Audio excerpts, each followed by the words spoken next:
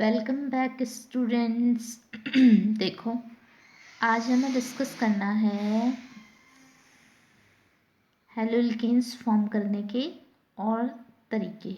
ठीक है, बनाना हमें अल्कोहल से ही है, लेकिन हम और आगे किस किस तरीके से अल्कोहल के साथ कौन कौन से रिएजेंट रिएक्टेंट यूज़ करेंगे ताकि हेलोल्केन्स फॉर्म हो जाए। तो देखो, यहाँ पर हमने अल्कोहल लेना है, R single bond OH alcohol reacts with PbR3 और Pi3। PbR3 और Pi3 मतलब आपको ब्रोमो एल्कीन या फिर आइटो एल्कीन फॉर्म करने हैं। तो अल्कोहल रिएक्ट करेगा PbR3 या फिर Pi3 से। इम्पॉर्टेंट बात यह है कि आपको लर्न क्या रखना है, इसमें एक कैटलिस्ट होता है, बहुत ही इम्पॉर्टेंट कैटलिस्ट होता है रेड फॉस्फोरस, रेड पी, इसकी प्रेजेंस में, क्योंकि फॉस्फोरस के बहुत सारे एलोट्रॉप होते हैं। ठीक है, क्लास 10th में आपने पढ़े होंगे। ठीक है, एलोट्रॉप तो जैसे कार्बन के एलोट्रॉप होते हैं वैसे ही फॉस्फोरस के भी एलोट्रॉप होते हैं। तो ये रेड पी लेना है आपने in the presence of halogen. ठीक है, हैलोजन भी कौन सा वाला, ब्रोमीन और आयोडीन। ठीक, क्लोरीन वाले फॉर्म नहीं होंगे, ब्रोमो और आइटो एल्केन्स फॉर्म होंगे। तो when alcohol reacts with PbR3 और Pi3 in the presence of red P और X2 यानी कि हैलोजन फॉर्म हेलो एल्केन्स। तो ये एक मेथड है, इससे कभी एग्ज़ाम में क्वेश्चन आया नहीं है, बट फिर भी आप इसको देख लेना। और नेक्स्ट मेथड बहुत ही इम्पॉर्टेंट मेथड है, उसको आपने ध्यान से पढ़ना है, देखना है, प्रैक्टिस करनी है। ठीक है, क्योंकि ये क्वेश्चन एग्ज़ाम में पूछा गया। तो चलो देखते हैं आगे कैसे बनाते हैं। बहुत इंपॉर्टेंट मेथड है, लिखा है CBSE 2019 में मैंने यहाँ पर, यानी कि 2019 में ये क्वेश्चन आया होगा। तो reaction with thionyl chloride, very important method. Thionyl chloride का फॉर्मूला आपको याद होना चाहिए। तो थायोनाइल क्लोराइड का फॉर्मूला होता है SOCl2। क्या कहा मैंने, SOCl2। आपको लर्न करना है, जैसे मुझे याद है ऐसे आपको भी याद होना चाहिए, SOCl2। तो देखो, बना हम अल्कोहल से ही रहे हैं, तो when alcohol reacts with thionyl chloride SOCl2 then form, तब क्या फॉर्म होता है, हेलोएल्केन्स फॉर्म होते हैं। ठीक है, यानी क्लोरोएल्केन फॉर्म होंगे। तो alcohol reacts with thionyl chloride form chloroalkane and release क्या हो रहा है, अलग क्या हो रहा है, सेपरेट क्या हो रहा है, SO2 और HCl।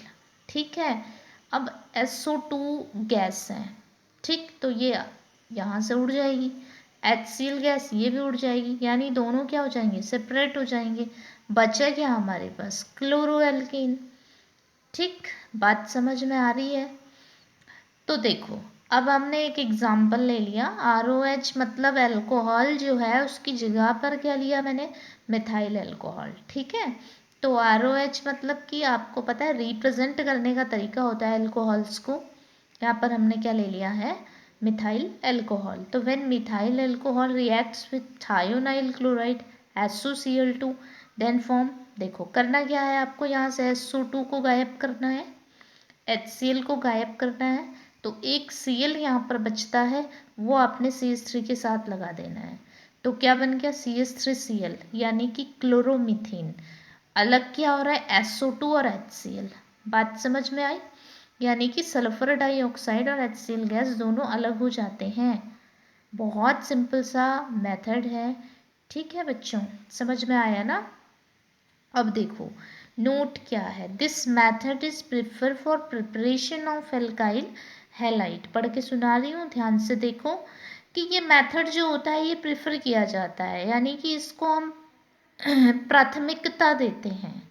ठीक, for preparation of alkyl halide, alkyl halide को बनाने के लिए सबसे अच्छा मेथड माना जाता है इसको। अब ऐसा क्यों है, तो ये क्वेश्चन एग्जाम में आया था कि वाई। ठीक है, क्यों हम इसको प्रेफरेंस देते हैं, तो देखो because remaining product are gases. HCl और SO2 इसमें दोनों क्या थे, गैस थे। तो HCl और SO2 जो है वो गैसेस हैं और इस कारण से दे आर एस्केपेबल, वो बहुत आसानी से अलग हो जाती हैं। SO2 बिल्कुल अलग हो गई और HCl बिल्कुल अलग हो गई, ठीक है। So these are separated from mixture, इसलिए ये दोनों क्या हो जाती हैं, मिक्सचर से बिल्कुल सेपरेट हो जाती हैं, अलग हो जाती हैं, ठीक। तो बचता क्या है आपके पास, आपके पास बचता है क्लोरोएल्केन यानी हेलोएल्केन बचता है। तो जो प्योर हेलोएल्केन या फिर इसको हम एल्काइल हैलाइड बोल सकते हैं, विल बी फॉर्म। समझ में आई बात, क्वेश्चन क्या था, कैसे समझना है, कॉन्सेप्ट कैसे लगाना है, सब समझ आ गया होगा। कितना आसान था, देखो कितना इजी।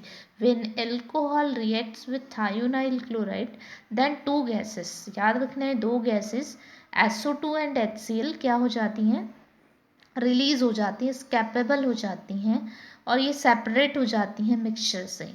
हमारे पास बचता क्या है, प्योर हेलो एल्केन्स। यही कारण है कि हम इसको क्या करते हैं, प्रीफर करते हैं हेलो एल्केन्स फॉर्म करने के लिए, ठीक है। बात समझ में आई। तो आपको इस तरीके से इस क्वेश्चन की प्रैक्टिस करनी है, याद रखना है। मैं समझती हूँ कि आपको अच्छे से आ गया होगा, ठीक। अब आगे देखो नेक्स्ट मेथड है फ्रॉम हाइड्रोकार्बन। हाइड्रोकार्बन वाला जो है, अब अल्कोहल वाले तो कंप्लीट हो गए, अब हम हाइड्रोकार्बन वाली बात करते हैं कि हाइड्रोकार्बन से कैसे हम हेलो एल्केन्स फॉर्म कर सकते हैं। काफ़ी इम्पोर्टेंट है, ठीक है, समझना, क्योंकि कन्वर्जन जो होता है वो हमें ये सब सीखने के बाद ही आता है। तो पहला मेथड दे रखा है बाय फ्री रेडिकल हैलोजिनेशन, इसको हम FRS भी बोलते हैं, फ्री रेडिकल सब्सटीट्यूशन, और रिएक्शन का नेम है हैलोजिनेशन, ठीक है। हमें हैलोजिनेशन करना है और हैलोजिनेशन का मीनिंग आपको पता है, सब्सटीट्यूशन रिएक्शन के थ्रू होगा ये, और हमें क्लोरो या जो भी है हेलो एल्केन्स फॉर्म हो जाएंगे। तो अब हमने यहाँ पर सिमेट्रिकल हाइड्रोकार्बन लिया है। सिमेट्रिकल हाइड्रोकार्बन ऐसा होता है, देखो 1 2 1 2, यानी कि इधर से भी करोगे तो 2 यहाँ काउंटिंग होगी, यहाँ पे 2 काउंटिंग होगी, इधर या इधर। तो यहाँ पर ध्यान देना है, ये नॉर्मल ब्यूटेन है, N ब्यूटेन, 1 2 3 4, यानी कि ये ब्यूटेन है, ठीक है। अब ब्यूटेन है तो कार्बन और हाइड्रोजन है, और कार्बन और हाइड्रोजन है तो हम इसे क्या बोलेंगे, हाइड्रोकार्बन, सिंपल, ठीक है। समझ पा रहे हो ना मेरी बात। तो देखो कार्बन और हाइड्रोजन यानी हाइड्रोकार्बन, हैलोजिनेशन मतलब कि आपने हैलोजन की प्रेजेंस रखनी है। यहाँ पर आपने क्या ले लिया, क्लोरीन। अब क्लोरीन लिया है तो क्लोरीन किसकी प्रेजेंस में, सबसे इम्पॉर्टेंट बात है, अब लाइट की प्रेजेंस रखेंगे, अल्ट्रा वायलेट लाइट है ये, यूवी लाइट, या टेम्परेचर भी कह सकते हैं आप। तो यूवी लाइट और टेम्परेचर की प्रेजेंस में आप इसका क्या कर रहे हो, हैलोजिनेशन कर रहे हो, ठीक है। इससे क्या होगा कि फ्री रेडिकल बनेंगे, यानी आप लाइट की प्रेजेंस रखेंगे तो उसको ब्रेक करने के लिए एनर्जी चाहिए, बॉन्ड को ब्रेक करने के लिए। वो बॉन्ड ब्रेक करने के लिए आपको लाइट से ही एनर्जी मिलेगी या टेम्परेचर से। तो फिर जब ब्रेक होंगे बॉन्ड तो यहाँ फ्री रेडिकल फॉर्म होंगे। अब फ्री रेडिकल इसकी मैकेनिज्म हमने 11th में सीखी थी, फ्री रेडिकल सब्सटीट्यूशन की। मैं दोबारा इसके लिए आपको वीडियो बना दूंगी, या फिर जब भी स्कूल ओपन होंगे तब मैं इसका फ्री रेडिकल सब्सटीट्यूशन आपसे डिस्कस कर लूँगी। हाल फिलहाल तो आपको इसकी थोड़ा सा बस रिएक्शन देखनी है जल्दी से, क्योंकि बहुत लेट हो गया, चैप्टर अभी फिनिश नहीं हो पा रहा है। तो देखो CH3 CH2 CH2 CH2 Cl, क्या बना, यहाँ से एक H, पहले कार्बन से, फर्स्ट कार्बन से एक H क्या हो गया, सब्सटीट्यूट हो गया, एक H निकल गया और यहाँ पर क्या लग गया, Cl। इसकी मैकेनिज्म मैं आपको ज़रूर समझाऊंगी, क्योंकि ऐसे ये समझ में नहीं आता, ठीक है। फिर आपके पास जो नेक्स्ट है प्लस, इसमें याद रखना कि हमारे पास मिक्सचर फॉर्म बनती है। अब मैंने कहा था सिमेट्रिकल वाली कंडीशन, 1 इधर से करोगे 2 इधर से करोगे, चाहे 1 यहाँ से करो 2 यहाँ से करो, तो यहाँ पर इस बार क्या हुआ कि जो Cl है वो दूसरे नंबर के कार्बन पे लग गया, तो यहाँ से एक H सब्सटीट्यूट हो जाता है, Cl यहाँ लग जाता है। तो हमारे पास यहाँ पर क्या कंडीशन है, हमारे पास मिक्सचर फॉर्म हो रहे हैं। ठीक है, पहला वाला हमारे पास क्या बन रहा है, क्लोरोब्यूटेन बन रहा है, और दूसरा वाला 2 क्लोरोब्यूटेन बन रहा है, तो ये मिक्सचर फॉर्म हो रहा है। अब देखो, अगर हम इसको देखते हैं तो इसका मॉलिक्यूलर फॉर्मूला सेम होगा, लेकिन इसका और इसका मॉलिक्यूलर फॉर्मूला जब सेम है तो ये स्ट्रक्चर तो दोनों के अलग अलग हुए ना। ठीक, और जहाँ ऐसी कंडीशन होती है वहाँ आइसोमेरिज्म होती है, इसका मतलब ये दोनों क्या हैं, आइसोमर हैं। ठीक, समझ पा रहे हो ना मेरी बात को, isomer of mono and poly hello alkenes. ठीक, अब देखो, एक इम्पॉर्टेंट बात और है कि they can not be separated easily, इनको हम ईजीली सेपरेट नहीं कर सकते हैं, यानी ये मिक्सचरी फॉर्म में हमें मिलेंगे। समझ में बात आई। अब देखो, एक क्वेश्चन है इसी के ऊपर कि identify all monochloro possible isomers of CH3 whole twice CH2 CH3 by reaction of free radical chlorination. अभी आपको बताया ऊपर मैंने कि हैलोजिनेशन हो रहा है, तो हैलोजिनेशन यानी कि क्लोरीनेशन। ठीक है, क्लोरीन से कराओगे तो क्लोरीनेशन होगा, ब्रोमीन से कराओगे तो ब्रोमिनेशन हो जाएगा। तो इस तरीके से यहाँ पर क्वेश्चन में थोड़ा सा बस यही दिया हुआ है, समझने वाली बात है। जिसको कॉन्सेप्ट आता होगा लगाना वो आराम से कर सकता है क्वेश्चन ईजीली। तो identify all monochloro possible isomers of, ये जो दिया हुआ है आपको ये समझना है, कार्बन और हाइड्रोजन है केवल, by reaction of free radical chlorination. तो सेम ऊपर की तरह आपने रिएक्शन करनी है और मुझे आंसर बताना है कि आपको कितना आया। आप आंसर कर पा रहे हो या नहीं कर पा रहे हो, इस बात को मुझे बताना है आपने। ठीक है, अच्छा, अब नेक्स्ट आगे जल्दी से इस वीडियो को बनाना है, ठीक है, ताकि ज़्यादा से ज़्यादा कवर हो जाए। अब आगे देखो, इलेक्ट्रोफिलिक सब्स्टिट्यूशन रिएक्शन। अब आप हेलो एरीन्स फॉर्म करने वाले हो, अभी तक आपने क्या फॉर्म किए थे, हेलो एल्कीन्स। अब आप हेलो एरीन्स फॉर्म करोगे। हेलो एरीन्स कैसे फॉर्म होंगे, ध्यान से देखेंगे, बड़ा आसान सा तरीका है, इलेक्ट्रोफिलिक सब्स्टिट्यूशन रिएक्शन। अभी आपको देखो, इलेक्ट्रोफिलिक सब्स्टिट्यूशन, न्यूक्लियोफिलिक सब्स्टिट्यूशन सब समझना है। मैंने क्लास 11th में आपको इलेक्ट्रोफाइल के बारे में बताई थी, हमने डिस्कस किया था इलेक्ट्रोफाइल, न्यूक्लियोफाइल। ठीक है, तो यहाँ इलेक्ट्रोफिलिक का मतलब जो इलेक्ट्रॉन की तरफ अट्रैक्ट होंगे, ऐसा सब्स्टिट्यूशन रिएक्शन, मतलब कोई एक ऐसा न्यूक्लियोफाइल होगा जो इलेक्ट्रॉन की तरफ अट्रैक्ट हो जाएगा। ठीक है, तो देखो अब ध्यान से देखना,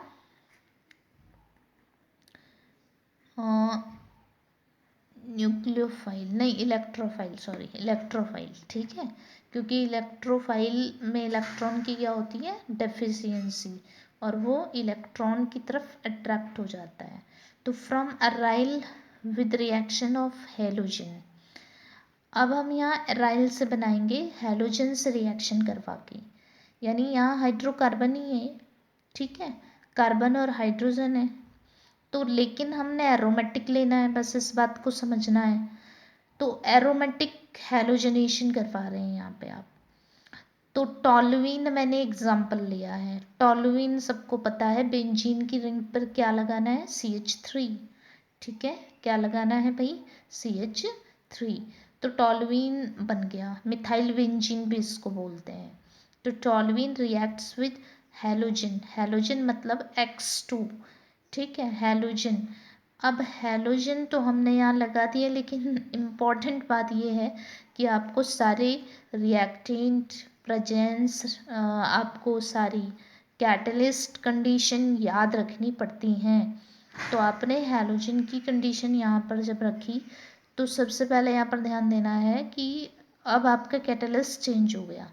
कैटलिस्ट पहले जब आपने एलिफेटिक में किया था तो लिया था आपने लाइट की प्रेजेंस, लेकिन अब आप लेंगे आयरन, या फिर आप लुइस एसिड का कोई एग्जांपल ले सकते हैं। लुइस एसिड आपको अच्छे से पता है, FeCl3, ठीक है, FeCl3 यहाँ पर लिया हुआ है एक एग्जांपल लुइस एसिड का। तो in the presence of Lewis acid, और ये रिएक्शन डार्क में होगी, यानी जब आप एलिफेटिक के लिए करते हैं तो वो रिएक्शन आपकी in the presence of light होती है। लाइट क्या करती है, उसको एनर्जी देती है ब्रेक करने के लिए, बॉन्ड को ब्रेक करने के लिए। लेकिन यहाँ पर आपको एक कैटलिस्ट जो स्ट्रॉन्ग है लुइस एसिड, वो इस काम को कर देता है, तो फिर आप इसको डार्क में करते हो, ठीक है, लाइट की प्रेजेंस नहीं रखते हो, लाइट की प्रेजेंस में ये रिएक्शन नहीं होती। तो जो टॉलुइन होता है वो in the presence of iron और लुइस एसिड की प्रेजेंस में ये रिएक्शन दे सकता है। लेकिन अब आपके पास जो हेलोइरिन्स फॉर्म होते हैं वो कैसे फॉर्म होते हैं, ध्यान से देखो। यहाँ पर आपके पास बनते हैं ऑर्थो और पैरा, ऑर्थो हेलोटोलुइन एंड पैरा हेलोटोलुइन, यानी कि CH3 तो बिल्कुल एज इट एज रहा, लेकिन जो X है वो बेंजीन के अदर H को रिप्लेस करता है, और अदर H में भी कौन सा, ऑर्थो और पैरा वाले H को। तो जो X होता है वो ऑर्थो वाली कंडीशन पे सब्सटीट्यूट हो जाता है, और दूसरा जो इसका मिक्सचर हमें मिलता है वो पैरा वाली कंडीशन पे सब्सटीट्यूट हो जाता है। तो इस तरीके से हमारे पास इसमें हमारे पास दो प्रोडक्ट मिक्सचर की फॉर्म में बनते हैं, एक बनता है ऑर्थो और दूसरा बनता है पैरा, ठीक है। ऑर्थो जो होता है वो 1-2 कंडीशन वाला होता है। क्लास 11th में ये बात डिस्कस मैंने अच्छे से समझाई है तुम्हें कि 1-2 कंडीशन जो होती है वो ऑर्थो की होती है, और 1-4 जो कंडीशन होती है वो पैरा की होती है। तो यहाँ पर देखो 1-2, ये 1 हो गया, ये 2 हो गया, तो ये क्या बन गया, ऑर्थो हेलोटोलुइन। अब इस वाले में देखो 1 2 3 4, तो 1 2 3 4, ये आपका पैरा हेलोटोलुइन फॉर्म हो गया, ठीक। अब जो इम्पोर्टेंट बात है ये याद रखनी है, जो हमारे पास एलिफेटिक वाले बने थे मिक्सचर, उनको हम सेपरेट नहीं कर सकते थे, लेकिन जो हमारे पास एरोमेटिक वाले मिक्सचर बन रहे होते हैं उनको हम सेपरेट कर सकते हैं। तो ortho and para isomers can be separated, ortho और पैरा आइसोमर जो होते हैं वो सब सेपरेट हो सकते हैं। अब रीज़न, क्योंकि क्वेश्चन आता है वाई, क्यों क्यों इनको हम सेपरेट कर पा रहे हैं, तो इसका रीज़न है कि इनके जो मेल्टिंग पॉइंट होते हैं इनमें बहुत डिफरेंस होता है, बहुत ज़्यादा। अब बहुत ज़्यादा डिफरेंस है अगर, तो इसका मतलब अगर हम ऑर्थो वाला जो है उसको मेल्ट करेंगे तो ऑर्थो या पैरा जो भी है इसमें से एक जो है वो बहुत देर में मेल्ट होगा और एक जल्दी मेल्ट हो जाएगा। तो इस तरीके से हम इन दोनों को क्या कर देते हैं, अलग कर देते हैं और सेपरेट हो जाते हैं ये बहुत ईजीली। अब नेक्स्ट मेथड है जो अभी ऊपर मेथड पढ़ा उसमें क्लोरो ब्रोमो बन सकते हैं, लेकिन अभी आइडो वाली जो कंडीशन है, क्योंकि फ्लोरीन और आयोडीन के बीच में डिफरेंस होता है, ठीक है, चाहे साइज में हो, क्योंकि टॉप टू बॉटम चेंज होते रहते हैं, बदलते रहता है। तो इस तरीके से हमने बहुत सारी प्रॉपर्टी बदलती रहती हैं। तो यहाँ पर टॉलुइन जो है, टॉलुइन रिएक्ट करता है आयोडीन से, वहाँ अपने हेलोजन X की जगह पर क्या रखा था, क्लोरीन और ब्रोमीन, यहाँ पर आपने क्या लिया, आयोडीन। अब आयोडीन क्योंकि रिएक्टिविटी बढ़ती जाती है तो आयोडीन को इतनी ज़रूरत नहीं है इतने ज़्यादा कैटलिस्ट रखने की, तो यहाँ पर क्या करते हैं आप, एक कैटलिस्ट रखते हैं HNO3 ऑक्सीडाइजिंग एजेंट, या फिर इसकी जगह पे क्या रख लेते हैं HiO3, ठीक है, आयोडिक एसिड या फिर नाइट्रिक एसिड, इन दोनों में से एक कोई भी कैटलिस्ट की फॉर्म में आएगा और यहाँ पर क्या बनाएगा, ऑर्थो और पैरा आइसोमर्स। तो यहाँ बनेगा ऑर्थो, यहाँ बनेगा पैरा। तो देख लेते हैं ये कैसे ऑर्थो पैरा हो रहा है। यहाँ पर 1 हो गया, ये 2 हो गया, यहाँ पर 1 2 3 4। तो ये इस तरीके से ये ऑर्थो आइसोटोलुइन और ये पैरा आइसोटोलुइन, इस तरीके से दोनों आइसोमर फॉर्म हो जाते हैं। ठीक है, अब इसमें कुछ इम्पॉर्टेंट बात है वो समझनी है। पहली, इट इज़ रिवर्सिबल रिएक्शन। ये रिवर्सिबल रिएक्शन है। रिवर्सिबल रिएक्शन सबको आती है। रिवर्सिबल रिएक्शन का मतलब होता है आप उससे प्रोडक्ट जब बन जाता है तो रिएक्टेंट की तरफ भी जा सकते हैं। दूसरी कंडीशन है for oxidation of HI, oxidising agent मैंने आपको पहले ही बता दिया था। अगर आपको जैसे ही आप ये दोनों मिलाते हो, मिक्स करते हो, तो यहाँ HI फॉर्म हो जाता है। तो फॉर ऑक्सीडेशन ऑफ HI का ऑक्सीडेशन करना होता है तो ऑक्सीडाइजिंग एजेंट जो है HNO3 या HiO3 की ज़रूरत पड़ती है, इज़ रिक्वायर्ड। तो इसीलिए I2 से जब आप रिएक्ट करवाते हो तो ऑक्सीडाइजिंग एजेंट HNO3 और HiO3 की ज़रूरत पड़ती है। तो क्वेश्चन आ सकता है कि जब आप क्लोरीन और ब्रोमीन से करवाते हो रिएक्शन तो फिर आपको HNO3 की ज़रूरत नहीं है, लेकिन अगर आपने आयोडीन से रिएक्शन करवाई तो फिर आपको HNO3 या HiO3 की क्यों रिक्वायरमेंट हो रही है। ठीक है, तो इसका आंसर यही है कि जब आप when toluene reacts with iodine, HI form, and for oxidation of HI, oxidizing agent HNO3 और HiO3 is required। समझ में बात आई। अब देखो नेक्स्ट है कि due to high reactivity of fluorine, fluorine की हाई रिएक्टिविटी के कारण aryl fluoride can not be prepared. अब ये भी बात याद रखने वाली है कि फ्लोरीन जो होता है वो सबसे ऊपर होता है ग्रुप 17 में, और जब ग्रुप 17 में सबसे ऊपर है तो रिएक्टिविटी क्या हो रही है, रिएक्टिविटी बहुत ज़्यादा होती है फ्लोरीन की।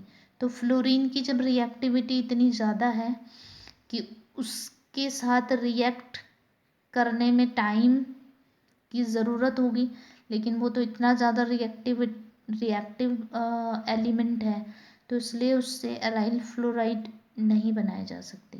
तो due to high reactivity of fluorine aryl fluoride can not be prepared. ठीक है, अब इसके बाद नेक्स्ट मेथड आता है। यहाँ तक सारे अराइल हैलाइड आपने फॉर्म करे, लेकिन किस मेथड से,